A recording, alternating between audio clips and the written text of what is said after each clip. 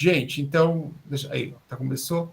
A gente vai fazer essa gravação, tá? E vai deixar disponível também o link lá no grupo para as pessoas assistirem, né? Eu vou pedir depois para a professora Rita também assistir, porque eu quero que ela também faça as colocações dela, né? E se ela conseguir entrar a tempo aqui, ok. Mas vamos começar. A gente esperou já um tempo, então, por favor, você está com a mão levantada, professor Matheus, quer falar alguma coisa?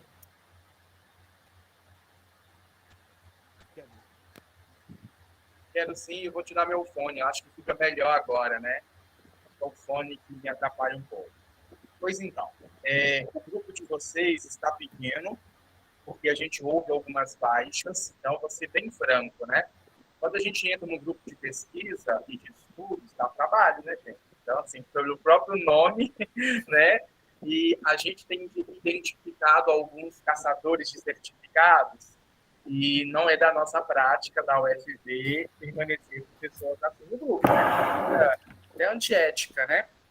Então, não é que você tem que fazer muitas coisas exorbitantes. A gente não obriga ninguém a publicar, né? Ninguém a desenvolver pesquisa propriamente dita. Vocês podem desenvolver extensão, ensino, montar um curso de aperfeiçoamento, montar um curso de atualização com convidados que vão falar da linha. Enfim, as possibilidades são múltiplas. Mas não fazer nada e nem ir nas reuniões, aí complica. Então, o pessoal que está assistindo gravado, peço a gentileza que encaminhe uma justificativa plausível. Apenas a Mariana justificou e a Bruna disse no grupo que está sem internet, né? Então, estou falando isso porque o grupo é grande, nós somos 45 agora. Então, é muita gente, com muitas coisas. Gente, eu fico o domingo inteiro registrando atividade, praticamente, né? Eu e Rita, né? O dia inteiro registrando todo mundo, certificação, enfim, os palestrantes. Então, só para dar essa orientação para vocês, que hoje eu estou participando, mas eu não vou participar das outras reuniões da Liga. Então, eu vou assistir a banca de vocês, eu vou anotar, vou passar para a professora Rita, e agora o GEPFOR ele está ancorado na UFV. Então, todo o registro de pesquisa, quem for fazer pesquisa, vai para a UFV. Então, a gente consegue cadastrar no nome da professora Rita, mas vocês serão os pesquisadores principais. Aí depois eu vou passar, o Sidney já sabe bem os trâmites, mas depois eu posso passar também para vocês, que tem alguns critérios burocráticos, coisas de universidade, né? É uma burocratização boa, porque depois conta muito para a gente em concurso. A gente teve, ano passado, muita gente que passou no mestrado, doutorado, né, em concursos de substitutos, Sidney foi um deles, eu fui para o doutorado, então o GEPFOR tem auxiliado nesse quesito também. Então, por uma questão de organização, a gente vai tentar fazer com que todos os trabalhos passem pelo Comitê de Ética da UFV. Tá? É bem rígido, né? Mas é uma rigidez boa. Eles são bem... eles colocam as justificativas, caso retorne, de uma maneira muito delicada, né, para nos ajudar. Isso ajuda muito a vocês quando vocês forem se inserir aí em outros contextos. Então, eu vou ouvir com esse olhar, tá? Estou fazendo agora uma disciplina de pós-graduação deles. Eles estão ministrando uma disciplina de pós-graduação justamente por conta do GEPFOR. E estou ajudando a Rede Estadual Mineira a montar um comitê de ética. Eu vou olhar para a pesquisa de vocês com esse olhar, né? E vou fazer as ponderações, já separei algumas dicas aqui, vamos ver se bate agora. Fiquem à vontade, falem tudo que vocês quiserem e no final a gente debate, tá bom? Antes de começar, professor Matheus, então, Heber e Cíntia é uma dupla, tá? Vamos fazer a primeira apresentação. A pesquisa da Andréia, que está desenvolvendo, já vem com os dados que já passaram por um comitê de ética e são dados provenientes da pesquisa do doutorado dela. A professora Rita entrou. Proveniente do doutorado dela, do estudo lá. Então, aí, acho que a nossa aqui, o único que não vai passar agora no comitê de ética é o da Andréia, e o da Mariana com a Natália, nesse primeiro momento. E a Mariana e a Natália estão fazendo estado de conhecimento também, tá bom? Então, professora Rita, seja bem-vinda. Eu sei que está aí, né, tendo festa de família. É que hoje é aniversário da minha rainha, sabe, gente? Minha mãe, então ela está fazendo 8,5. Então é uma idade muito especial. Então eu tenho que curtir. Mas eu não deixei de passar aqui para desejar um bom trabalho para vocês e de dar um oi, tá? Obrigado. Eu estou vendo que tem uma baixa, Sidney. Eu até vi alguma coisa pitando no celular lá. Mas depois a gente conversa. Sim. Tá? Bom trabalho para vocês. Então tá bom. Muito obrigado, professora. Vou ficar um pouquinho, enquanto ela está no banheiro, aí eu fico um pouquinho e volto. Vou escutando. Tá bom. Então, Eber e Cíntia, é com vocês. A fala de vocês, o microfone de vocês. Tá ótimo. Eu vou exibir, professor, hoje eu mesmo vou fazer a... Tá. Tela inteira, né? Que eu faço aqui? Isso. Você vai lá na coisa, tela inteira, escolhe a janelinha, a sua janelinha que está aberta. Se você já tiver uma tela só, você já tem que estar com aquela projeção aberta já, para você enxergar ela. Então, só um minutinho que eu vou só abrir a minha projeção aqui. Quer que eu coloque aqui, Éder? Eu acho que eu vou tentar colocar assim, porque aí eu fico fazendo a passagem... Não a passagem desta para melhor. Ô, Rita, só para você estar ciente, então, é uma dupla, tá? O Eber e Cíntia vieram agora, entraram nesse novo... deu certo aqui. Só aperta o ocultar aí, ó, que está no meio da sua tela, o ocultar para tirar uma barrinha. Aí, agora dá certinho, tá? Perfeito. Então, são os novos que entraram, a André também, novos. E é o pessoal bem gabaritado, assim, entendeu? Estão todos no doutorado, né? Ai, meu Deus. Aí já viu, né? Eu já estava tenso, aí eu fico mais ainda, professor. Bora lá. Aqui nós estamos não só entre colegas, mas também entre amigos, que a gente é um grupo. E todo mundo já passou por isso, assim, né? Vai passar, se não passou, vai passar, né, Sidney, em breve. Verdade. Mas, de qualquer maneira, todo mundo já está nesse meio acadêmico aí. Então, você pode ficar bem à vontade. Tá bom. Obrigado, professora. Boa tarde a todos. Então, eu e Cíntia vamos apresentar a nossa proposta para a escrita de um artigo na nossa linha de pesquisa. E eu queria começar, pessoal, essa apresentação com uma epígrafe do Álvaro Vieira Pinto, que acho que dialoga muito com a proposta que nós temos. Não se trata da entrega de um embrulho de uma pessoa para outra, mas de possibilitar uma modificação no modo como essa outra pessoa, que é o aluno, está capacitada para receber embrulhos. A resistência do aluno ao aprendizado é um fator de modificação da consciência do educador. Se o educador não se preparar, não terá condições para introduzir o verdadeiro fator decisivo no ato educativo. É evidente que o professor não pode transmitir flexibilidade ao seu ensino se não a possui ele próprio na sua formação e na sua prática. Nós achamos essa epígrafe, essa citação, essa fala do professor, do filósofo Álvaro Vieira Pinto, muito pertinente para as temáticas que nós vamos trabalhar. E essa primeira analogia muito interessante, porque não é só entregar tecnologias para o aluno, né? É entregar, mas saber conduzir, saber fazer a mediação correta. E para fazer essa mediação correta, o professor precisa ser capacitado. Então, a gente vai falar desses assuntos na nossa pesquisa. Nós temos um título preliminar, né, a competência digital de educadores do ensino superior tecnológico, um estudo e uma instituição da cidade de Cruzeiro, São Paulo. Depois eu vou explicar o porquê que nós escolhemos esse enfoque.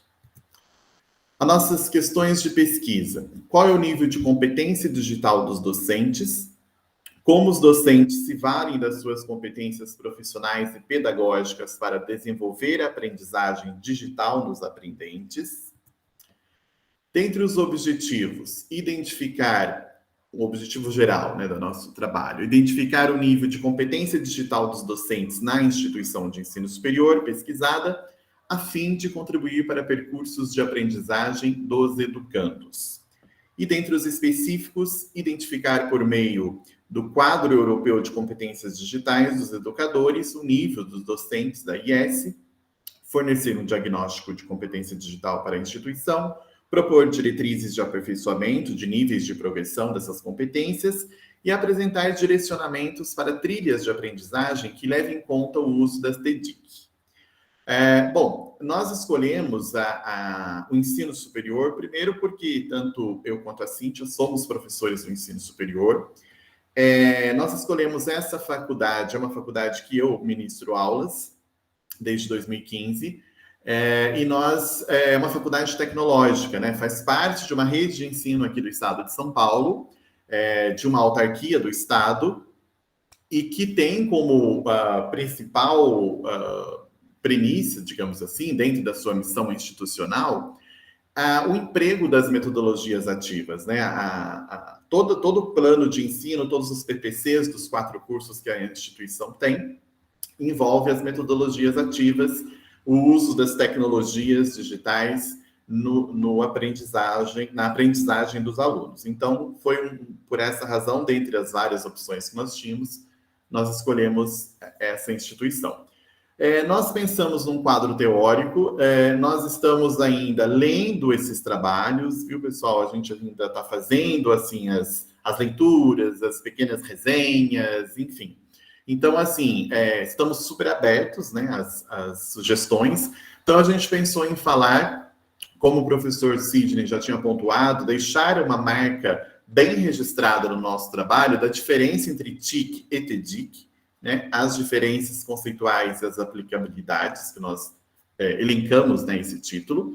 E aí nós selecionamos alguns autores, são autores de obras ou autores de artigos mais recentes ou mais significativos, né, que vão abordar esses assuntos, da educação, a tecnologia, a TIC, a TDIC, a diferença de uma em outra, as diferenças que podem até ser sutis, né, mas existem, é importante a gente deixar isso marcado, né? As tendências em tecnologias educacionais. Depois vamos falar do pensamento computacional, letramento computacional e competência digital na educação profissional tecnológica. E aí nós tivemos, porque todo esse aporte teórico e essa ideia de falar do quadro europeu de competência digital para educadores foi com base no artigo do professor Valente, da Unicamp. Nós lemos esse artigo, nós encontramos esse artigo, lemos e achamos bem interessante, fomos pesquisar esse quadro europeu, que é muito rico nas informações. Então, ele vai ser o nosso autor base para falar sobre esses assuntos. Depois a gente traz uma série de artigos de autores nacionais e internacionais que versam sobre esses assuntos, né? Esses tópicos, para a gente fazer aí uma polifonia, né? Um diálogo entre todos esses trabalhos, né? Que já existem aí publicados. Vamos falar de pedagogia colaborativa de aprendizagem, porque esse quadro europeu de competência digital, ele trata dessa aprendizagem colaborativa. Então, a gente não dá para falar sobre pedagogia colaborativa sem falar dos precursores, né? Do Piaget, do Vygotsky, Freire e Pierre Levy. Então, a gente tem uma base. É claro que a gente não vai se aprofundar nessas teorias, mas a gente precisa pincelar sobre elas, né? E dizer que essa aprendizagem colaborativa, essa pedagogia colaborativa tem fundamento, né, e que esses autores são basilares para essa teoria. E vamos também usar outros trabalhos que versam sobre a aprendizagem colaborativa, tanto nacional quanto internacional também.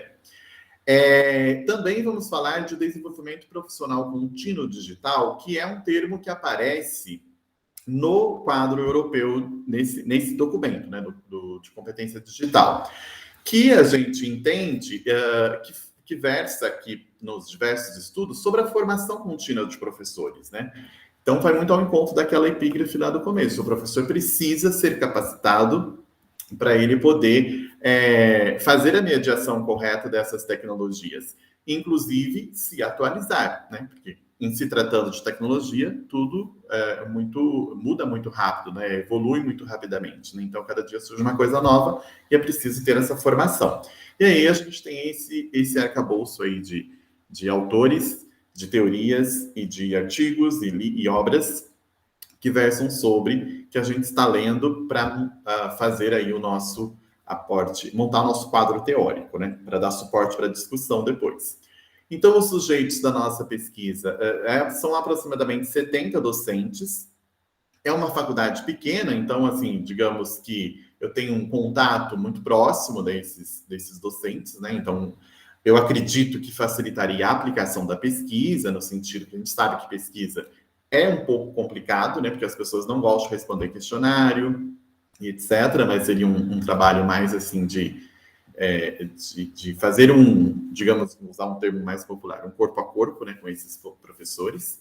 Nós temos 4 cursos, são esses os cursos que nós temos na instituição, e cada um deles tem o uso das metodologias ativas. Como eu disse lá atrás, o CPS, que é essa autarquia do Estado, tem essa familiaridade, essa aproximação com as metodologias ativas, promove eventos sobre isso, e discute muito essa questão da Semana do Planejamento e Aperfeiçoamento Pedagógico, todo semestre tem. E sempre o foco são as metodologias ativas. Nós, professores, vamos para esses eventos e apresentamos o que nós fazemos em sala de aula. O instrumento de coleta de dados terá como base, então, essa síntese, né, do quadro europeu de competência digital dos educadores, que tem esses eixos. Mas tem um outro gráfico aqui que é mais interessante, um infográfico. Então, tem os eixos, né? Tem a macroárea, né? Competência profissional de educadores. Aí tem o eixo envolvimento profissional, os recursos, né? São seis eixos. E aí, dentro desses eixos, ainda tem os sub-eixos, né? E cada sub-eixo desse tem uma série acho que são 5 níveis. Tem até aqui no próximo slide, 1, 2, 3, 4, 5, 6 níveis. Que é o nível do recém-chegado, o explorador, o integrador, o explorador, acho que eu repeti aqui, deve ser um outro, especialista e o líder. Então, qual é o objetivo nosso? É montar um teste de perfil, né? Eu acho que nem a gente poderia chamar de questionário, mas de repente um teste de perfil, porque a gente quer identificar o perfil desses educadores dessa instituição. E aí a gente fazer assim, porque o próprio documento, ele já traz, assim, algumas assertivas, né, sobre cada nível. Então, a gente montaria um esquema, um questionário, né, um survey com essas questões assertivas para que os professores respondessem. Claro que a gente, né, depois vai analisar para ver qual é o nível. De repente, a gente pode fazer uma análise, depois cruzar as informações, né? Pode analisar por curso, pode analisar para a faculdade toda. Dá para extrair vários elementos a partir da tabulação disso. Depois a gente pode até discutir um pouquinho isso aqui, que a nossa grande preocupação, como é muita coisa, né? São vários sub-eixos, e cada sub-eixo tem esses 6 níveis, aí seriam 6 assertivas, né? Eu trouxe até um exemplo aqui. Por exemplo, a primeira eixo lá envolvimento profissional, aqui na comunicação institucional. Então, teria a gente elaborou um exemplo, né, sobre as tecnologias digitais de comunicação. Raramente uso, tenho consciência e faço utilização básica, uso de modo eficaz. Então, cada assertiva dessa representa um eixo. Então, a gente vai ter esse gabarito, digamos assim, né, e a pessoa vai responder e a gente vai saber depois, né, que todo mundo responder, qual é qual é a característica dessa amostra, né? Qual é o perfil predominante dessa amostra. No entanto, vocês estão percebendo que é muita coisinha só para um tópico do envolvimento profissional, que é um dos microtemas. Então, imagina quanta coisa a pessoa terá de responder. Então, a gente vai pensar junto aqui para ver como que a gente vai fazer. Teríamos a opção ou reduzir, né, o nosso público-alvo ou atender especificamente uma categoria, né, da pesquisa. E aí a gente teria seguir com uma dessas duas opções. De repente, assim, até usar... Também quer a opinião de vocês. De repente, usar, assim, os macro... os eixos, né? São 6 eixos, ok. E aí, escolher dos 6 eixos um sub-eixo somente, em cada um, né? De repente. Sei lá, escolheu lá do 6 a literacia da informação e das mídias. Comunicação ou colaboração. Oi. A Rita levantou a mão. Ah, desculpe. Eu ia É que eu não estou colocar vendo o chat, que esse perdão. trabalho pode render vários artigos. Isso, Vocês estão de parabéns, exatamente. porque vocês podem pegar por eixo. Isso é verdade também. Trabalhar por eixo, né? Por eixo. Se você trabalha por eixo, você vai ter 6 artigos diferentes. Sim, mas daí, Porque você professora... está dando abordagem dos recursos, outro você está dando abordagem do ensino, aprendizagem, Sim. outro da avaliação.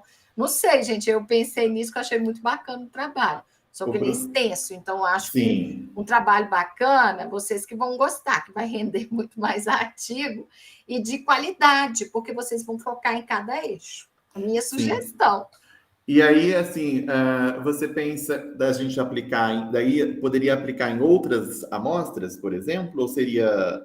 Porque, assim, a gente, por exemplo, seleciona o envolvimento profissional, aí aplica nessa unidade que a gente está comentando agora. E aí depois vamos fazer um outro trabalho sobre recursos, que aí seria, por conta do questionário não ficar tão extenso, né? A gente dividiria, né? Por vários momentos, é isso, mais ou menos? Pode até fazer por eixos separados, é a minha sugestão. Agora, a Sidney levantou a mão, porque eu acho que vocês fariam uma pesquisa mais bem mapeada, sabe? Sim, isso é verdade, concordo. E exploraria bem, né, professora, os sub-eixos, que são importantes. Rita, mas fala uma coisa, se forem aplicar todos no mesmo local, ok, eu tenho só um CEP. Agora, se eu for aplicar um do eixo, por exemplo, lá onde ele está propondo, aí eu pego outro em outro local, eu tenho que fazer outro CEP, não é isso? Que são outros sujeitos, não, né? Eu acho que se for os mesmos sujeitos e o mesmo locus, você pode enviar para o Comitê de Ética um projeto só. Na hora de trabalhar os artigos e fazer a pesquisa de campo, é que vocês vão pegar por eixo, porque aí vocês vão ter menos trabalho em termos de comitê de ética, aproveita a pesquisa que é abrangente, mas em compensação vai ter muito mais artigo, com a qualidade melhor, porque vai ter foco mais diferenciado, porque vai estar bem mapeado. Assim, eu sugiro isso. Pode falar, Matheus. No caso, teríamos que fazer um cronograma amplo, né? E aí trabalharia, por exemplo, semestre, um eixo, no outro semestre a gente trabalharia pode em outro estender eixo, o prazo da pesquisa já submetido ao CEP. Comitê de Ética, entendeu? Leva todos os eixos para o Comitê de Ética, porque aí já passa um projeto de uma vez, porque se for por eixo, vocês vão ter que fazer 6 projetos, não justifica, porque o locus de pesquisa é o mesmo. Então, vocês fazem, prorrogam o tempo que vocês precisarem maior com um projeto só e...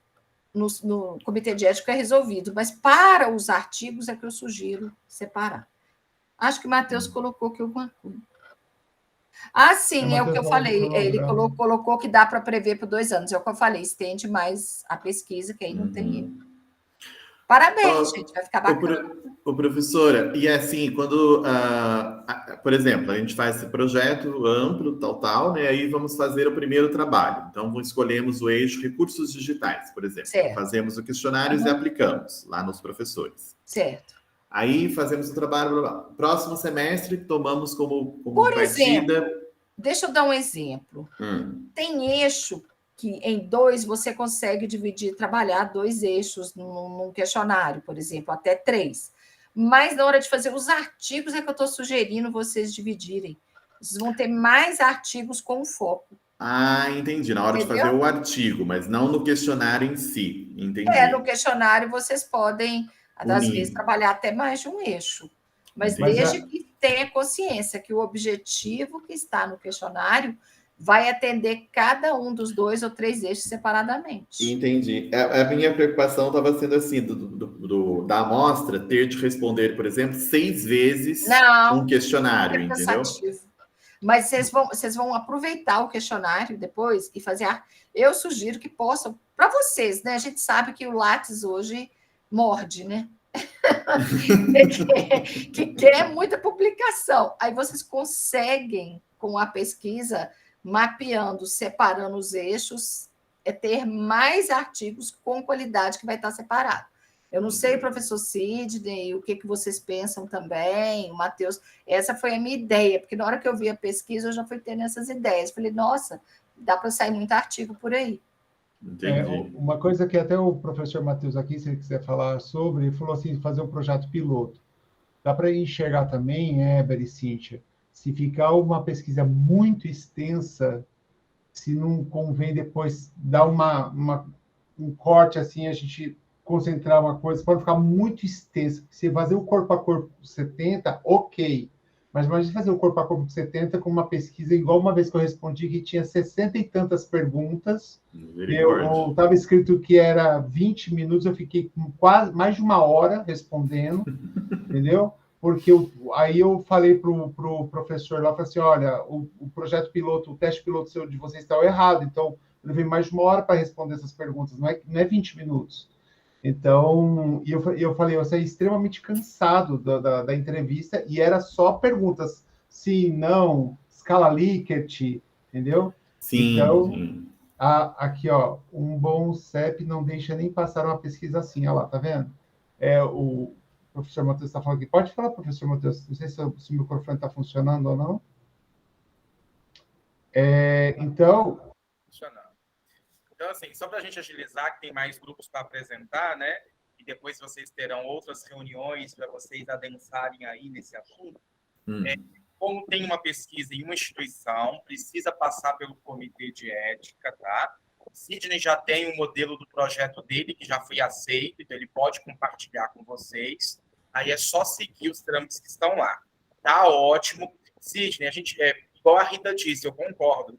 Faz, meninos, um projeto piloto para vocês não terem que passar pela burocracia novamente. Vocês podem colocar 2 anos, 3 anos, é o que vocês conseguem fazer. Lembrando que se passar desse prazo, é só prorrogar, né, e enviar lá uma notificação. Então, como tarefinha de casa, acho que acredito que o Weber já tenha, não sei se a Cíntia tem inscrição na plataforma Brasil. Se não tiver, fazer, né, já... Não tenho, não. Weber, não tem, não? Não. Na verdade, professor, as minhas pesquisas, assim, é a primeira vez que eu vou fazer uma pesquisa com sujeitos, porque as minhas pesquisas de mestrado e doutorado, como eu sou da análise do discurso e retórica, então é análise de texto. Então eu não trabalho com sujeitos, entendeu? Então eu nem tenho, nunca fiz nenhuma pesquisa assim. Então, gente, já se organizem para fazer. Acho até bom para você que depois você pode fazer pesquisa você mesmo na sua própria instituição. É a FATEC, né? Isso. Perfeito. Então, já faz igual a professora Rita disse, já preveja todos esses eixos. Aí, Sidney, pode fazer assim, olha, esses 8 meses vai ser o eixo 1. Aí já prevê, né? Aplicação de questionário, análise de questionário, publicação de artigo, início da aplicação do questionário 2. Vocês podem fazer até 4 anos, né? Não tem problema nenhum, que é um doutorado, né? Dá um doutorado. Pois é. Então, vejam isso, né? Acho muito legal. A pesquisa de vocês pode terminar com um curso de atualização, em que a gente pegue um pesquisador de cada eixo, ia ser muito bacana. De avaliação, já tenho até gente para sugerir. Então, um de cada eixo e como que isso dialoga com as tecnologias. Acho que, assim, muito bacana mesmo. E aí, já para encerrar a minha participação, se vocês quiserem fazer eu estou recebendo muitas demandas de periódicos que querem que o GEPFOR publique, só que a gente não dá conta, né? Então, tem uma revista que já solicitou várias vezes, que é essa aqui, ó, COCAR. Ela é super bem avaliada e ela adoraria receber artigos dessa área de vocês, porque é uma área em ascensão. Então, já até mandei aqui, ó, COCAR, você já pode organizar um ensaio teórico para eles, que vai ser bem bacana. Legal. Ensaio teórico. Perfeito. Deixa eu só finalizar, então, para não tomar o tempo. Aqui é só uma estrutura, mas depois eu vou pegar com o professor como é a estrutura do artigo de vocês, mas a ideia, acho que não foge muito disso aqui, né? E o cronograma também. Aqui a gente colocou algumas coisas e tal, e pensando no primeiro. É interessante fazer um pré-teste, professores, do questionário, né? Porque, assim, sinceramente, como eu nunca fiz, Olha, validação de questionário. Eu falo para você que eu tenho um certo ranço disso. Porque a UFRJ pede para a gente validar tudo e as pessoas têm respondido de qualquer jeito, né? Só para passar rápido, não ter que fazer essa validação. Você manda para a gente. Eu, Sidney e Rita, a gente valida de vocês. Precisa validar com o grupo inteiro, não. Porque vamos condensar isso e ajuda. Perfeito, professor. Gente, muito obrigado pelas considerações. A gente estava muito preocupado no que apresentar, em como apresentar, né, Cíntia? Ficamos até 3 horas da manhã fazendo. Calma, a gente é de boa. Que a gente vai andar junto sempre. É porque, assim, a gente fica tenso, né? A gente já entendeu a seriedade do grupo e, enfim, todas as questões, né? E a gente fica preocupado. Seu microfone cortou, Heber. Desculpe, professor. Não, a gente estava preocupado porque, assim, a gente entende a seriedade do grupo e o compromisso com os professores e a gente estava preocupado em não fazer... A gente se preocupa em não fazer boas entregas, né? E o grupo ser maculado por nosso trabalho, a gente não... Calma. Vamos fazer o seguinte, então, vamos montar esse cronograma, já pensando no TSLE. Lá, vocês têm uma cópia, eu não coloquei na pastinha de vocês, né, uma cópia do projeto, só para ter uma situação só para ter um modelo como foi passado na UFV, para vocês entenderem como a gente fez lá. Tá. Se não tiver, só pedir, viu, Heber? Outra coisa, Heber e Cíntia, grava esse endereço que o professor Matheus colocou aqui no chat. Vamos pesquisar e vamos tentar mandar um ensaio para eles, entendeu? Então, porque o ensaio, né, a gente pode fazer umas coisas bem legais, já mostrar, ó, estamos pesquisando isso e vamos começar a comunicar a nossa pesquisa. Sim, né? Legal. Eu Que vou antecipa anotar aí aqui a entrevista com seres humanos, tá bom? Perfeitamente. Então, a Rita aí, ó, super aprovou. Quem sabe tecnologia não seja o tema do quarto de Apifor, né? Minha torcida aí, ó. Olha, vamos fazer uma mesa redonda. Vamos dar uma mesa redonda. Ótimo. Obrigado. Então, Cíntia, parabéns, Cíntia Ever, parabéns pelo desenvolvimento da ideia e tudo mais. Do que a gente falou da primeira reunião para agora, show de bola. Tá? Parabéns, gente. Bom trabalho. Obrigada. Obrigado, professor. Obrigado, professor Matheus, pelas intervenções positivas. Sim. Agora vamos ouvir a Andréia. A Andréia, ela não vai passar pelo CEP nesse momento, tá, Rita? Porque a Andréia vai utilizar dados que estão remanescentes da pesquisa do doutorado dela, e essa pesquisa já passou por um CEP. Tá? A Andréia, então, já tem registro na plataforma, né? Então, já está preparada aí para o próximo artigo, que ela já vai se embrenhar e se jogar aí com os seres humanos e fazer a coisa acontecer. Então, Andréia, o microfone é seu, e não sei se você vai projetar, tá? Então, fique à vontade. Bom, boa tarde a todos, obrigada, professor Sidney. E agora, eu estou um pouco aqui encabulada, porque, como que se fala? Eu trouxe, claro, um esboço da minha proposta, como eu já havia lhe enviado, mas eu trouxe um pouco diferente. Eu acabei ontem conversando com o Heber, né, assim, à noite, também recém-chegada e não tenho dupla, né? Então, eu falo com ele, né, Heber, a gente conversa e vamos trocando. E aí eu fiz um pouco diferente. Eu vou mostrar... eu já fiz num esquema de artigo, né? Então, tá na pasta, né, professora? Eu deixo tudo lá na nossa pasta compartilhada. Gosto muito de trabalhar na nuvem, já estou bem acostumada. Então, vou fazendo lá, porque acho que é uma forma também de contribuir aí com o histórico do grupo, né, independente de qualquer eventualidade que a gente venha a ter, né, nesses tempos de Covid, enfim. Então, eu sempre deixo lá, guardo as versões e os textos também eu subo e fica nessa pasta. E aí eu vou, então, pedir licença para mostrar para vocês. Eu trouxe dessa forma, né? Com feito aqui mesmo. Vocês estão enxergando já? Sim. Agora sim. Agora não, agora sim. Agora sim, isso. Só dá uma ampliada por favor. Sim. Então, porque eu fiquei em dúvida, e aí eu falei, eu já vou levar algo assim mais... Ótimo. Acho que assim ficou bom, né? Já trouxe algo um pouco mais...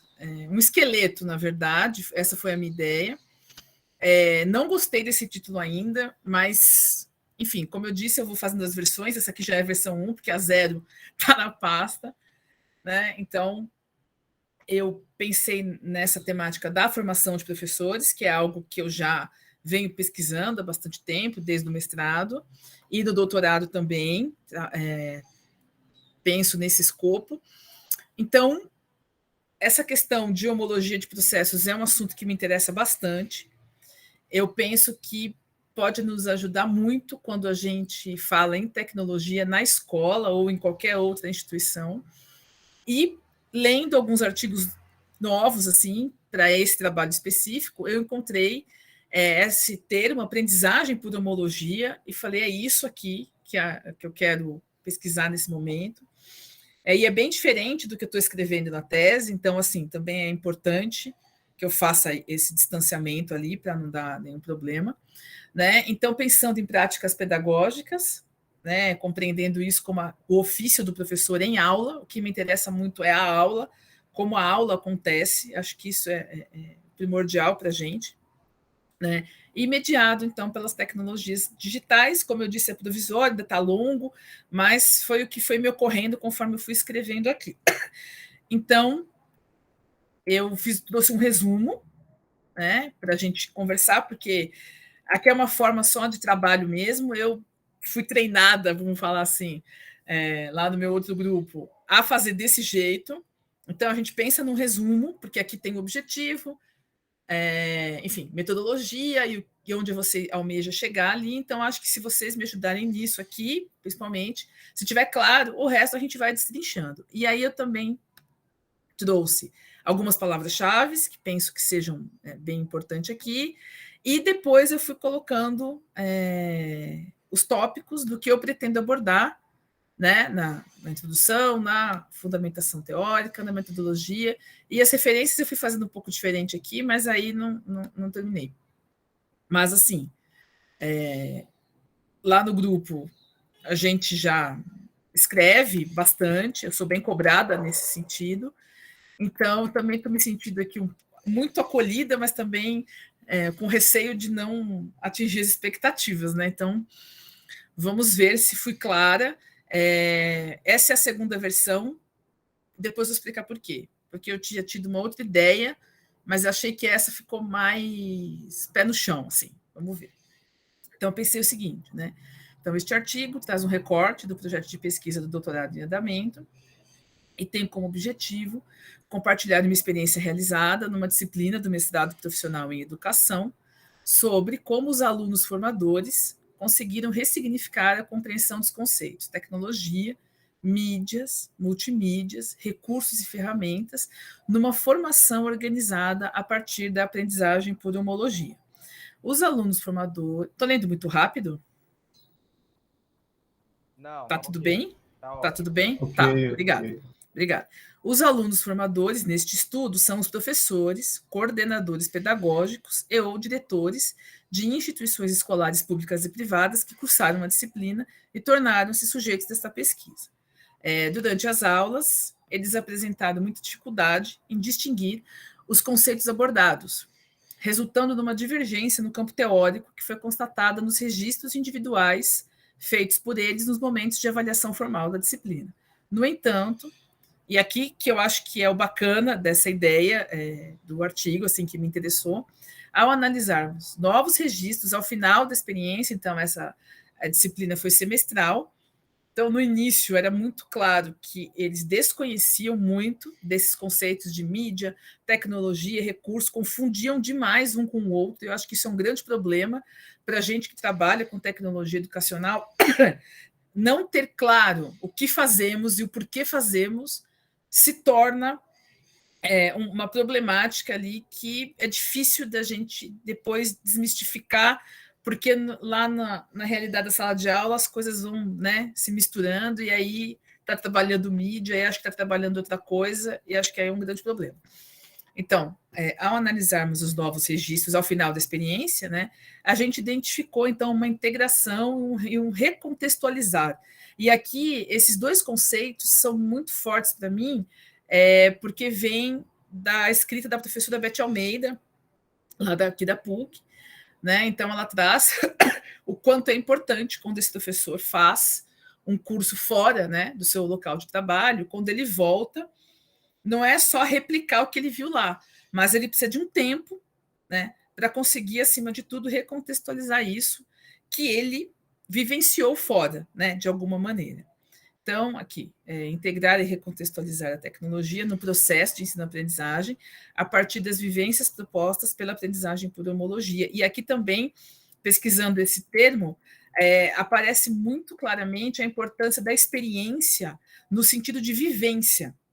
E como eu trabalho nessa área de tecnologia educacional há bastante tempo, assim, eu sinto muito essa dificuldade na formação. Porque se o professor não experimenta aquilo, e aí essa aprendizagem por homologia, se a gente não permite esse exercício, como que você vai cobrar que ele faça isso com os alunos? Então, não é algo só teórico, muito pelo contrário, tem que ser um teórico prático, né? Então, muitas vezes, a gente faz cursos assim, e isso não é bem explorado, né? Porque esse sujeito precisa se sentir minimamente preparado para chegar na escola e fazer do jeito dele, né? Adaptado à estrutura que ele tem, enfim, ao público que ele tem ali, né? Então, para tanto, o estudo foi feito a partir de uma pesquisa bibliográfica, claro, e análise de conteúdo. Então, aqui também, né, depois que vocês comentaram se tem sentido essa proposta e tudo mais, eu pensei que talvez essa análise de conteúdo seja mais adequada, porque a ideia justamente é pegar dados, né, dos mesmos sujeitos, pensei nos 3, que eu acho que fica um tamanho bom, para mostrar esse registro, como foi no início dessa vivência, depois ao término dela ali, que na verdade não acaba assim, né, mas o curso ali.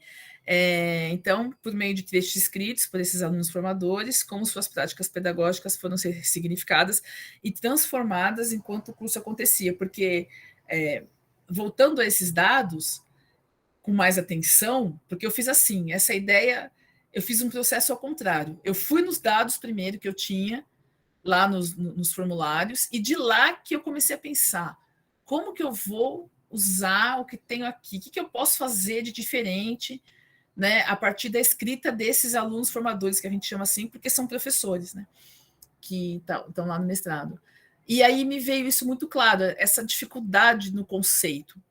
E eu penso aqui, na parte da fundamentação teórica, de fazer realmente um quadro de síntese, assim, resgatando o que é tecnologia para alguns autores ali, e também, para fazer aqui essa escrita, eu fui reler alguns textos mais antigos, e aí eu fui vendo como que esse conceito também foi sendo modificado, né? Então, os textos ali do final da década de 90, início de 2000, falando de informática aplicada à educação, né?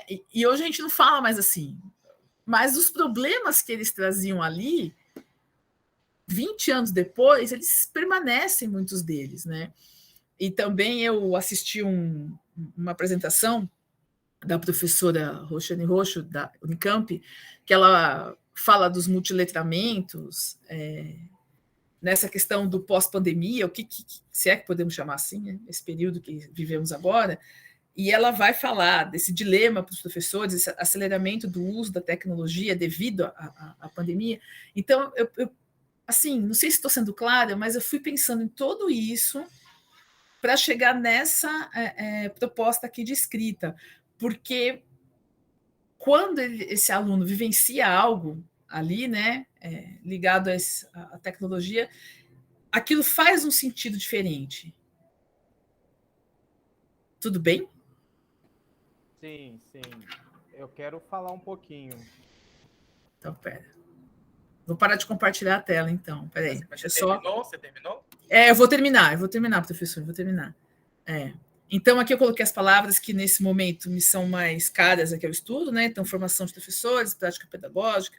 Então, homologia de processo, aí eu estou pensando que eu tenho que pesquisar um pouco mais a diferença disso para a aprendizagem por homologia, que achei muito diferente também, e a questão da tecnologia mesmo. Então, pensei em abordar aqui, né, a questão da formação de professores contínua em serviço, né, e aí buscando essa ideia de recontextualização, de pensar, talvez não, tenho que tocar nesse pós-pandemia, porque é o contexto, não tem como a gente não falar disso, e aí sim, esse uso acelerado, né, dessas tecnologias sem preparo, enfim, o quanto que isso também está potencializando ou ampliando esse abismo das desigualdades sociais, porque a gente tem uma realidade, pelo menos aqui, né, das escolas privadas com as escolas públicas, claro que também tem que tomar cuidado para não ficar muito amplo, mas penso que precisa ser citado, né, de alguma maneira, essas desigualdades, para quem tem e quem não tem o recurso, certo? E aí, né, pensando. Então, trabalhar, e aí sim, na parte da fundamentação teórica, além dos conceitos que eu já havia colocado no resumo, mas pensar, e eu até fiquei com essa dúvida, por que na linha, né, a gente usa alfabetização tecnológica e não letramento digital? E aí eu fui ler um pouco a diferença, aí encontrei um texto do professor Sidney e do professor Matheus, onde vocês falam de uma experiência de um curso de formação com 3, o Jamboard, o Padlet, agora tem um de mapas mentais também. E aí eu fui entendendo, né, o quanto que essa alfabetização tecnológica vem antes do letramento, e acho que ficou mais claro para mim o porquê, que aí fui buscando uns textos também que vocês indicaram lá, e também eu fui ler para saber, né, assim, como que o grupo pretende um artigo, enfim, acho importante a gente ter um caminho, né, que é bom. Então, deixa eu ver. E aí na metodologia, essa questão de análise de conteúdo, né, por meio de trechos das respostas que eu vou fazer ali, e também trazer o contexto dos sujeitos, enfim, falar um pouquinho, né, de como foi essa disciplina, enfim, acho que aí também é bem importante, e depois algumas considerações sobre o assunto para o apanhado. Então, essa foi a minha linha de raciocínio. Agora... Bom, Andréia, Isso. Opa. Desculpa, alguém está falando, eu não estou ouvindo. Eu estou ouvindo, estou falando. Estava anotando algumas coisas aqui e vou falar, né, o que eu coloquei de apontamento. Bom, não sei como que é no seu contexto de formação aí na PUC, mas, né, a CAPES, ela é bem severa, né? Então, eu não sei com que olhos, né, o seu orientador, sua orientadora, olharia, conforme você fazer pesquisa externa, mencionando o doutorado. Na UFV, eu sei que não é muito bem visto, não. Então, assim, não é que tem problema, mas o ideal é que você publique com o seu orientador, tá? Aí teria que conversar com ele, né, para ver se ele não falaria alguma coisa. Mas, de maneira geral... Uma questão ética, né? Por causa... os programas de pós-graduação são muito cobrados, né? De publicação. Então, assim, você pode fazer N pesquisas com o mesmo tema. Mas, por exemplo, Matheus, você desculpa interromper, só porque você falou isso com ela, e aí ela pode pensar, será que eu tenho que publicar? Por exemplo, pode colocar o orientador, mas o Sidney não tem problema. Pode colocar. Mas é importante abarcar o orientador, porque os programas de pós-graduação exigem isso, sabe?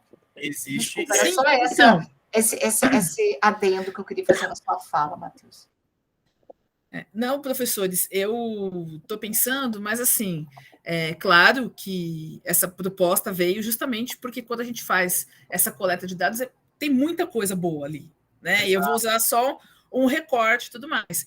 Mas lá de onde eu venho, assim, a gente trabalha muito com a questão, que tem um nome, entre as instituições, como se chama isso? Interinstitucional. Isso. Então, lá no próprio grupo de pesquisa. Então, assim, eu não sei se teria problema por ser um dado gerado, né, do doutorado e tudo mais. E aí até posso falar com ela, mas qualquer coisa também a gente pode mudar. Mas obrigada pela ressalva, porque realmente a gente não conhece tanto essas questões. Tá.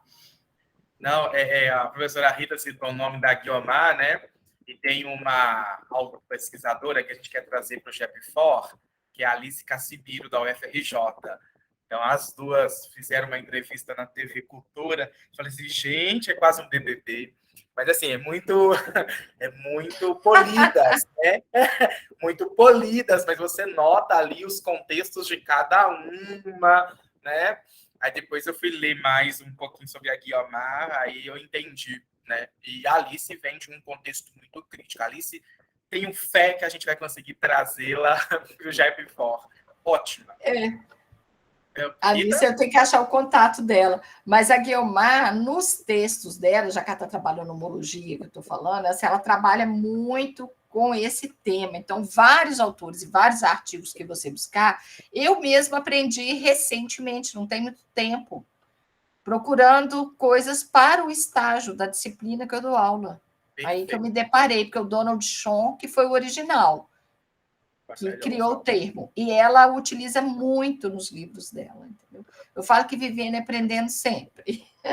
Muito bacana. Mas aí, Andréia, você e Sidney vão fazer essa delimitação, mas eu tiraria recorte do doutorado, a não ser que seja mesmo, de fato. Aí, futuramente, você vai... Não é distanciando, mas dando aí um olhar, né, do GEP4 mesmo, ou das suas pesquisas futuras, se seja GEP4 não, mas das suas pesquisas futuras, né? Eu acho isso importante, até porque, se for registrar no Comitê de Ética da UFV, vai ter que passar pela professora Rita, né? Então, ela, né, aí fica ancorado com ela. É uma questão do GEP4 mesmo, né? O GEP4 nasceu na UFV, né? E a professora Rita olha todas as pesquisas que a gente tem desenvolvido, até porque é o nome dela que está em jogo, né? A gente pesquisa... Não, até porque, né, Matheus, o meu vínculo aqui institucional, né? Também, o vínculo... garante essa... Exatamente, essa questão, o acesso, né, ao comitê de ética, né? Exatamente, o vínculo institucional, mas não só, né? Eu acho claro. que isso que você está trazendo, de parcerias interinstitucionais, acho muito bacana. A Rita já faz comigo, com a Andréia Afonso, da UFJF, agora com a Luciana Hoffert, pode fazer com a sua orientadora, né? Não vejo problema nenhum. Vou achar ótimo, porque eu penso que quanto mais, né, gente, o GEP4 agregar outras pessoas e outras instituições, melhor para a gente, enquanto grupo de pesquisa, e para cada um de nós. Exatamente. E a gente vai Parceria é sempre bem-vinda. Exato. E a gente vai ter uma pesquisadora aí da PUC com a gente, Maria Helena Roxo Beltrán, vocês conhecem? Depois vocês dão uma pesquisadinha. Ela vai vir no GEP4 Convida de junho, mas ela é da História da Ciência. Mas eu estou falando que é uma referência que está na PUC. Ela é e vai conhecida. estar muito conhecida.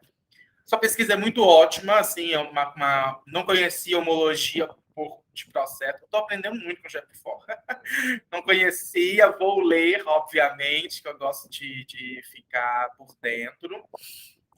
Pesquisa bibliográfica, ok. Análise de conteúdo, ok. Mas no GEP4 a gente vai começar, não sei se a gente vai dar conta esse ano, de estudar análise textual discursiva, tá? ATD. Depois vocês podem dar uma olhadinha. Quem é o foco dela é a Maria do Carmo Galeazzi. Não quer dizer que vocês têm que mudar, não, tá? Para a gente ter um outro olhar de uma outra pesquisa qualitativa. Então, eu sei que o Weber é da análise de discurso. Eu quero que vocês conheçam, né? Ela vai falar de conteúdo, de discurso, mas é um novo jeito de se pensar as análises qualitativas. Mas aí tem que conhecer mesmo. Eu vou mandar depois o livro para vocês. Não é algo assim que a gente vai conhecer dentro de um mês. Demora. Conhecer um pouco. Terminem os doutorados de vocês. Pra gente, né? Pra gente... a Rita tem a dissertação, né? Na minha dissertação nós trabalhamos isso. Enfim, vocês pensarem aí. Como referência de formação de professores, nós também usamos, eu e Rita fizemos assim, nós fizemos a dissertação, falo que juntos, né? Porque é muita coisa nova, né? Para mim, e segui muitos conselhos dela, porque eu queria abraçar o mundo, depois ela foi me cortando, mas deu super certo. Faz parte do processo. Eu também fui chamada a atenção, viu, gente? O Jamil Cury falou, e eu vi muito do Matheus em mim, sabe? Foi uma identificação. O Jamil Cury um dia falou, Rita, competência, comprometimento, eu sei que você tem, mas você está igual uma abelha gulosa, igual o Matheus. Faz parte do processo, tá vendo? Querendo a plantação de girassol toda, né, professora? Exatamente. Mas agora a plantação de girassol tá aí, porque o Japifó agora abraça tudo. Agora tem uma plantação enorme. Agora tem uma plantação de girassol, porque antes, coitadinha dessa menina. Outro dia, minha colega na reunião do departamento, ela falou, nossa, ela tem um grupo de pesquisa. Ela falou, nossa, mas o Japifó eu nunca vi igual. Pouco tempo ele está bombando. Muita coisa, né? Muitas questões. Eu acho isso muito bom, porque é através do Japifó que eu estudo, tá, gente? Tem isso aqui como grupo de estudo. Vamos trazer tal autor. Então, para a formação de professores, eu acho que super vai casar com você, eu trago, até coloquei aqui o PDF. É um livro antigo, pode ser que não valha nada agora para você, mas dá uma olhadinha. Acho que ele é gostoso, que é da Maria Vigiane Bicudo, que também é outra convidada que a gente está em cima. Quem sabe ela venha. Ela revolucionou a formação de professores de matemática. Só que ela tem textos de formação de professores no geral e ela vai definir o termo formação na formação de professores. Eu acho que essa citação já é ótima, assim, você trazer. Você começa com o histórico. Né? Sei lá, segundo Bicudo, ela traz a definição de formação. Então, é muito bom o livro. Eu tenho um livro, é um livro antigo, mas aí, através dele, você aí vai ter vários outros. Eu também tenho.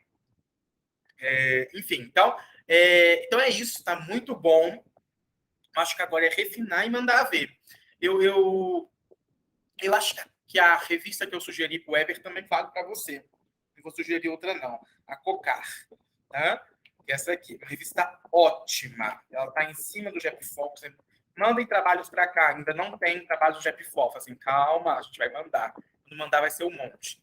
Aí faz um dossiê só com o Japifó. Então, a Cocar mesmo. Seria bárbaro um dossiê. Pensando numa publicação do Japifó, mas é bom a gente publicar em outros periódicos, porque tem a questão que eles estão fazendo mestrado, doutorado, tem a questão do Qualis, né? Tem tudo isso que são cobrados. Muito e ele é um periódico A, tá? Vai ser A4 agora, um novo Qualis, mas ele é muito bem avaliado. Então é isso. É isso que eu tinha para compartilhar. Que bom. Muito legal. A Andréia é minha amiguinha, eu sei da competência dela, ela é fantástica, maravilhosa. Ela já vem com o artigo já submetido, entendeu? Para a reunião. Eles são ótimos. Para com isso, Weber. Para com isso. Para com isso. Mas assim, deixa eu só falar. Desculpa, professor. Sim, pode falar, pode falar. Porque eu trouxe essa ideia, mas e aí no meio da escrita, eu organizei essa, porque acho que é muito interessante, assim, importante. Mas, ao mesmo tempo, eu não sei o que vocês acham. Se eu fizesse algo, talvez, aí um pouco mais teórico, também me agrada a ideia, que era investir mais nesse quadro síntese que eu estou estruturando aqui dentro de mim, assim, pensando, como se fosse um instrumento, assim, para dentro da formação de professores, claro, mas assim, sabe, para que ele pudesse ser usado mesmo para essa diferenciação, porque eu estou pensando em colocar o conceito, claro, os autores, o ano que isso foi pensado e ideias de como a gente trabalha, sabe assim? Então, não sei se é melhor mesmo manter essa que eu trouxe ou se é pensar em algo mais teórico desse jeito. Olha,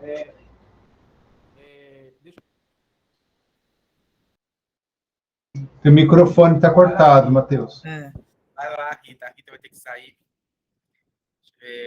Então, um abraço, gente. Tchau, tchau. Vai lá, Rita. Obrigadão. Viu? Tchau, tchau. Uma coisa que eu tenho visto, existem as pesquisas teóricas, mas eles têm incluído nas pesquisas teóricas uns infográficos, como se fosse uma súmula, né, das ideias que você está trazendo, tem sido muito bem visto. Então, se você conseguir montar, não sei como não, tá? Estou dando pitaco de algo que também não sei fazer, não. Mas montar aí um infográfico, é algo além de um quadro, é além de uma tabela, é uma imagem que você está trazendo os autores, eles dialogam. É muito uma estrutura de funil que a Judith Gadot fala. Então, se você conseguisse pegar as ideias desses autores e transformar ou em infográfico ou uma imagem multimodal e discutir isso, eles estão convergindo, acho que vai ficar muito, muito legal. Assim. Andréia, eu acho assim, você viu a imagem que o Weber trouxe, que parece uma ideia de infinito, mas quando tem a convergência das quatro, depois tem a outra que já é como se fosse um desdobramento, um pensamento mais evoluído. Eu fiquei pensando muito nessa situação, de quando converge e a possibilidade do desdobramento. Eu acho legal de você pensar realmente numa coisa assim, tipo, vou olhar, tem um produto, né? Um produto mais usual, né?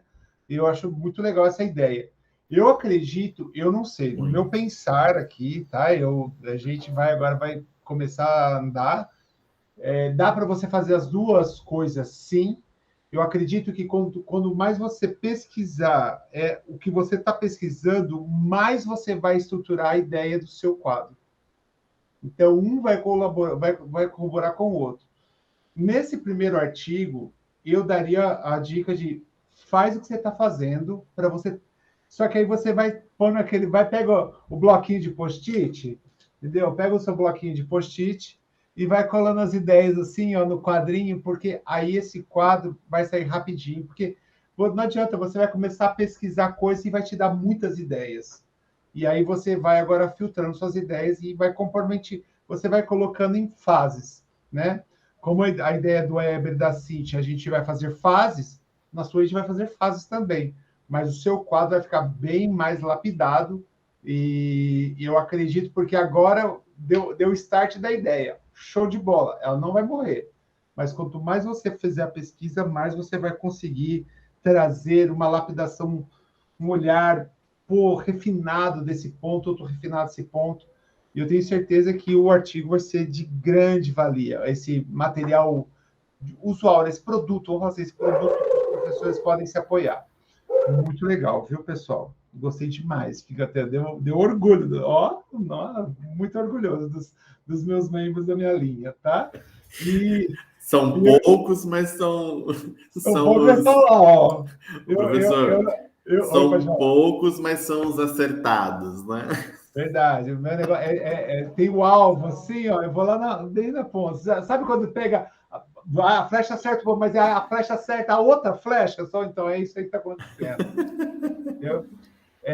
Uma das coisas que eu quero falar para vocês, e já quero falar, gente, não se preocupe esse negócio de preocupação com não. Aqui o diálogo é aberto mesmo, vocês têm nossos canais de diálogo.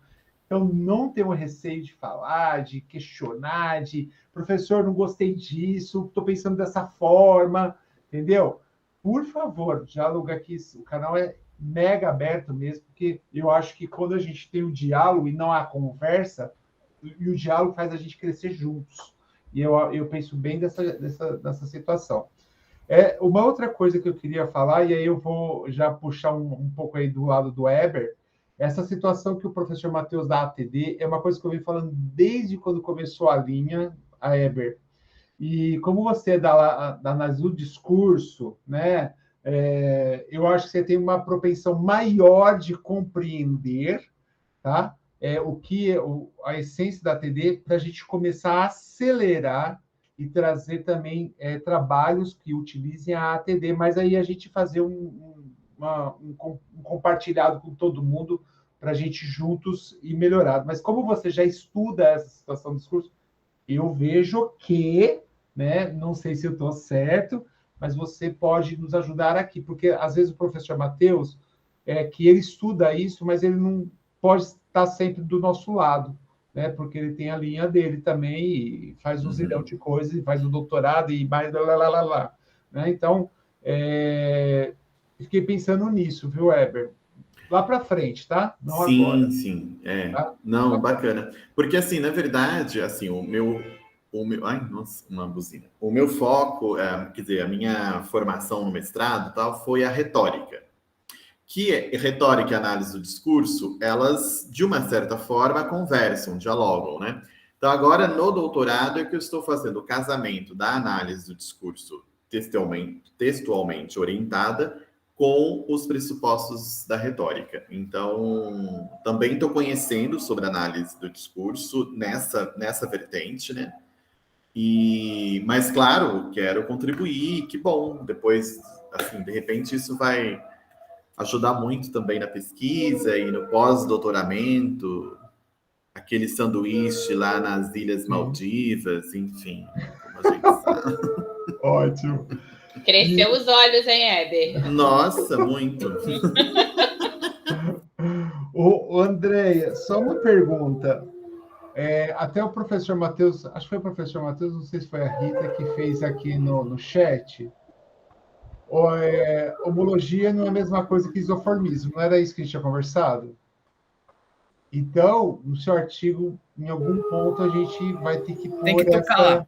Eu vi aqui, professor. Não, eu vi. Tá? Você me mandou o áudio, me falou justamente isso. Não, tem que fazer essa diferenciação ali. Sim. Senão a gente vai ficar aquela fala meio... né, alguém vai ler e falar, mas isso aqui não, tá? Então, é o tal do árido que vai virar a plantação, tá bom? E... aí, que mais que eu tinha visto aqui? Eu estava passando aqui porque eu estava fazendo as anotações, mas acho que era isso. Mas é isso, gente. O professor Matheus quer fazer alguma colocação? E aí a gente... Quero. Só tenho uma dúvida depois, professor. Quero sim. Quem ainda faltou? Eu não vi Mariana, não vi Isabela, a Bruna caiu. E nós temos a Natália. A Natália está junto com alguém? A Natália está junto com a Mariana e com a Isabela. Tá, então eu vou pedir para você, até a próximo sábado, que você organizem com quem faltou, para que elas gravem em até 20 minutos a proposta, né, que elas estão fazendo junto com o GEP4, e encaminhem com cópia para mim e para a professora Rita, para a gente fazer as considerações.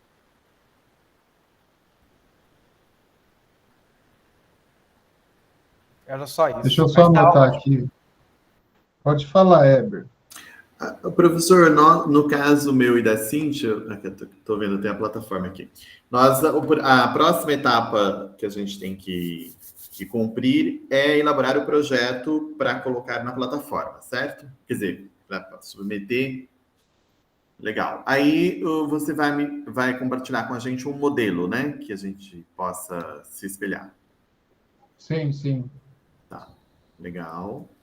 Eu vi aqui aí já o professor Matheus colocou aí a plataforma Brasil. Legal. Aqui dentro não sei a gente já tem... Você sabe, mas a plataforma Brasil tem a ver com a saúde, né? Ela é toda ligada à saúde que a gente mexe com seres humanos, né? Sim. Só para não estranhar, não sei se a Cíntia também já fez, mas não ter esse estranhamento. O que nós estamos vendo dentro da saúde? Não, é ligado à saúde. Pode falar, professor Matheus. Dividam entre vocês, porque é muita coisinha. A primeira etapa é fazer o projeto. Aí tem que ter aquelas etapas clichês, né? Em metodologia, um esboço, porque metodologia muda, e o cronograma.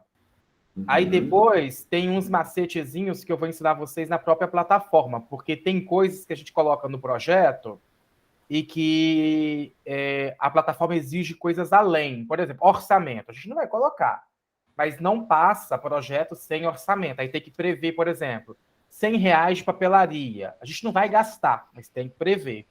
Então, isso não precisa colocar no projeto. Só que se vocês forem pesquisar a instituição de vocês, o que vai precisar além do CEP? Do TCLE, que aí na UFV tem um modelo, mas o Sidney pode mandar. e a anuência da FATEC. Eu acho que isso talvez seja um pouquinho mais chato. Aí você tem que escrever a cartinha de anuência, que também tem modelo. Você acha que Sidney não tem esse, não? Eu tenho. Mas aí na UFV explica, qualquer coisa é só me pedir.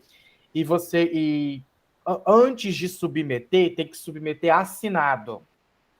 Então é a FATEC que assina. Sim. Aí vocês vão preencher tudo bonitinho. E lá no final, antes da submissão, é demorado, gente, demora. Antes de submeter, vai sair uma folha de rosto. Aí quem assina é a professora Rita e a chefia do departamento da UFV. Eles têm que autorizar primeiro, então demora um pouquinho. Então, organize um projeto e esses documentos, esteja tudo bonitinho. Aí quando o documento estiver tudo ok, a gente vai caminhando. Mas Cíntia e Eber já podem fazer a pesquisa, a inscrição na Plataforma Brasil, que assim que tiver... Aí, o que eu preciso? Apenas do título, que eu vou registrar o projeto e colocar vocês dois como pesquisadores. Aí vocês editam, não precisa da Rita mais não. Mas a Rita tem que puxar vocês dentro da Plataforma Brasil. Entendi. Tá, perfeito. Ô, Matheus, esse título eles podem alterar depois? Então tá. Pode. Porque é título provisório, né? Pode. Vai ficar o título lá. Vai ser o título que vocês vão registrar no Lattes. Isso deu um título amplo. Se tiver redondo, melhor, porque depois para mudar é um pouquinho chato também. Demora. E as reuniões ocorrem uma vez ao mês. Misericórdia. Então, uma vez ao mês. Então, se tiver um título mais redondo, os títulos do artigo pode mudar. É o título da pesquisa. É um título amplo, né? Ah, entendi. Título da pesquisa é uma coisa, título do artigo... São dois títulos que vocês vão pensar, tá? Entendi. Da pesquisa que vai para o CEP e do artigo, que aí dessa pesquisa pode sair vários artigos. Tá bom? Entendi. Entendi. Uma das coisas que eu estou pensando aqui em cronograma, aí, André, só peço desculpa que agora eu falo do CEP aqui, se vocês agilizarem, entendeu? Porque vai carta, vai anuência, vai assina, volta, tá? Agilizar. No mês de abril, como está no início, talvez já entra na reunião de maio, tá? Porque é uma vez por mês a reunião, tá bom? Entendi. Mas as cartas de anuência da UFV precisa da FATEC ter assinado. Isso demora. Tá? Então, tome muito cuidado com esse tempo aí de vocês. Tá bom? E aí, lá no cronograma, se vocês forem para a reunião de maio, aí, junho, eles vão dar resposta. Entendeu? Então, bem assim. Agora... Nesse que o professor Matheus colocou um link aí, cep.fv.br, tem tipo um passo a passo, tem uns tutoriais, umas explicações assim, entendeu? E um template, né? Tem explicação bem estruturadinha, assim, é uma coisa legal de entender. Pode falar, professor Matheus. Agora não tem como, vocês vão adiantando aí o que vocês conseguirem. Mas lá para maio, junho, nós podemos organizar uma formação um sábado com certificado bonitinho, ou eu falo, ou a gente traz alguém do CEP, né? E aí a gente explica todo o passo a passo, que todo mundo, na grande parte, vai ter que organizar isso. Mas lá tem, assim, passo a passo, não está muito escancarado, não. A gente vai mandar para vocês. Tá bom. Meio que falhou aqui, mas eu entendi que a gente vai mandar isso que você falou, né, Matheus? Que deu uma falhada no seu áudio, assim, no final. Tá? Então, Eber e Cíntia, dá uma fuçada lá na plataforma para não passar, porque passa voando, tá? E eles têm data para aceitar para aquela reunião do mês, data para aceitar o projeto. Tá? Então, quando mais passa, aí só vira outro mês, aí vai virar outro mês, aí vira outro mês. Tá? Pode falar, Cíntia. Eu submeti agora na Plataforma Brasil o meu do mestrado, aí estou aguardando. E realmente, assim, Quando eu comecei a fazer, que o orientador falou, não, pode ir lá, começa, você me coloca como pesquisador, se tiver alguma necessidade de alteração, eu vou alterando. Eu me peguei realmente com algumas questões que eu falei, gente, o que é isso? O que é desenho, né, do projeto? São coisas que realmente na construção do projeto você não viu, né? Você não pega especificamente isso. Aí você tem que, às vezes, ir para a internet pesquisar, entender o que é para você colocar direitinho. Mas corre realmente o risco, né, da gente, né, deixar passar alguma coisa. É bem detalhista mesmo. E aí ó, o professor Matheus colocou a agenda das reuniões deles, tá? Deixa eu só perguntar, qual instituição, Cíntia? IFE. Qual IFE? Sudeste Minas. Sudeste Minas, Campus Rio Pomba. Eu também estou fazendo uma pós lá, né, na EPT. Você é de qual mestrado? O do Prof. EPT? Do Prof. EPT, Educação Profissional. Ah, que legal. Sou muito amigo da Márcia Nunes, daí de Rio Pomba. E estou fazendo a pós da EPT aí também. Olha só, o IF Sudeste de Minas, ele tem comitê de ética próprio. O pior é os outros, é o único, tá? De Minas que tem. Você entrou num dos que está mais organizados. Os demais... Tem próprio. Só para vocês saberem, né? Que não sei se há pouco deve ter, provavelmente, mas quando a instituição não tem, né? Envia para o CONEP, que é um órgão lá da federal. Aí ele escolhe qualquer instituição brasileira para analisar. E é aleatório. Então, eu já tive projeto que caiu na Fiocruz. Aí a Fiocruz mandando mensagem para mim. Não entenda a sua metodologia. Óbvio, né? Vocês são da saúde, né? Entender uma metodologia subjetiva é muito difícil. Eu tive que escrever um texto de justificativa, que eu não ia mudar a metodologia, que a metodologia está certa. Eles são muito pragmáticos. Então, por isso que a gente está agora vinculando tudo ao UFV, porque a gente sabe que tem um comitê de humanas lá dentro do CEP, que senão vira uma bagunça.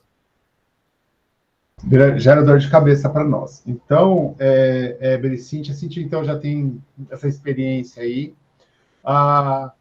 Com relação às perguntas que vai para o CEP, escreve tudo, aí a gente analisa aqui internamente para ver, porque no projeto de vocês, Cíntia e Eber, vocês têm que deixar muito claro que vocês não vão nem fazer isso aqui no ser humano, entendeu? Que não vai de nenhum jeito vai machucar, vai frustrar, vai criar depressão, entendeu? Vários quesitos, assim, porque então, tá certo, tem que proteger, né, o ser humano, tá? Então, por isso que é ética e pesquisa. Então, a pesquisa na ética, mas protegendo também o nosso objeto aí de estudo, que é o ser humano, tá bom? Então, você pode ver, ó, a próxima reunião é 10 de maio. Se é 10 de maio, provavelmente a entrada dos projetos estão acontecendo uma semana antes, até uma semana antes. Entendeu? Tem uma data limite de aceite para a reunião daquele mês. Senão vai para junho. Tá? Ou seja, é até o dia 20 do mês anterior. Então é bem antes. Então até dia 20 de abril. Então até 20 de abril. Provavelmente, então, talvez não dê esse tempo por causa dessas cartas aí de anuência. Sobe e desce, vai para tal lugar, volta. Provavelmente vocês vão entrar, então, na reunião de junho. Então, mas não deixe para fazer isso lá. Porque até 20 de maio tem que mandar tudo. Só que tem que mandar tudo redondinho, tá bom? E aí era isso que eu estava pensando, porque como vocês estão com essa situação aí, eu fiquei bem, né, da gente pegar isso aí, porque o CEP é uma coisa que já me deixou... Já não tem cabelo. Perdi um tantão com eles também já, tá? Gente, eu queria remarcar nosso novo encontro para a gente discutir o andamento.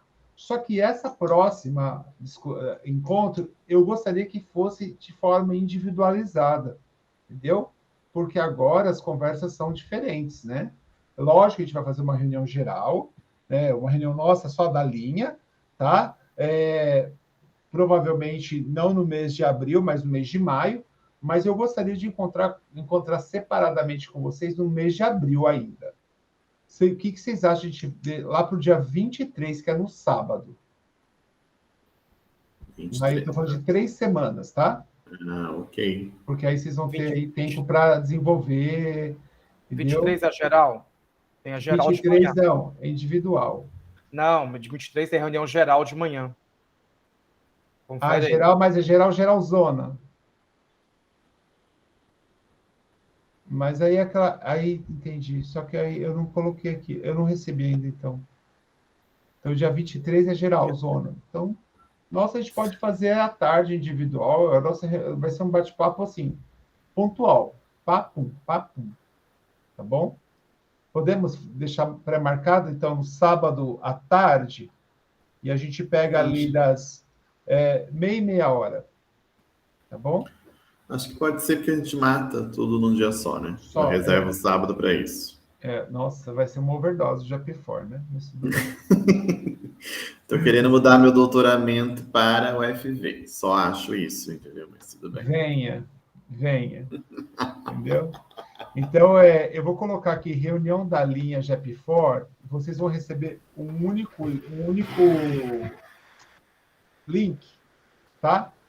Um único link. Mas aí não tem importância. Lá a gente vai pontuando. De tal hora, tal pessoa de tal hora. Só vai ser um único link, tá bom?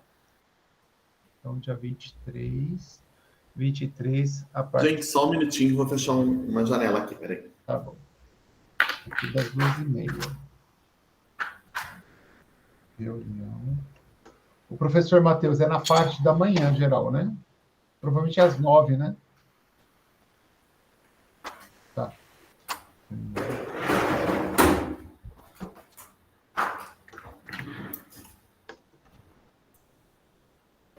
Então, gente, é isso.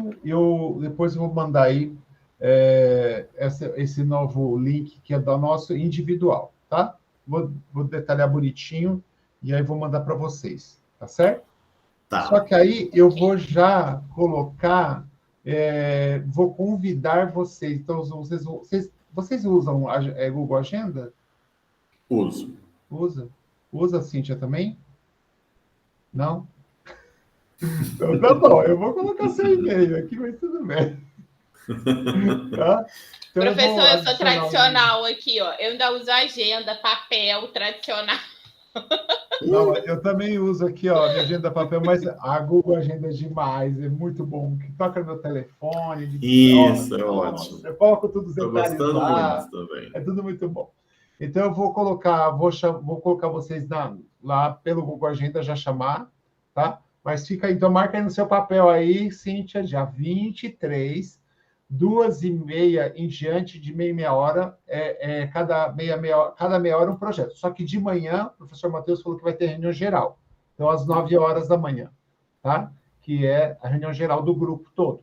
Tá? A gente vai reunir todos os pesquisadores juntos. Gente, muitíssimo obrigado, tá? Foi um prazer passar essa tarde com vocês. E a gente esqueceu de fazer o nosso brinde, hein? Mas na próxima vai ter, tá bom? Então, muito obrigado, um abração e até dia 23. Tchau, qualquer dúvida, o WhatsApp está aberto, hein? Não fique com dúvida, o WhatsApp está aberto. Tchau, obrigada. Tchau. Obrigada, eu. Tchau. Valeu. Obrigado. Interromper a gravação.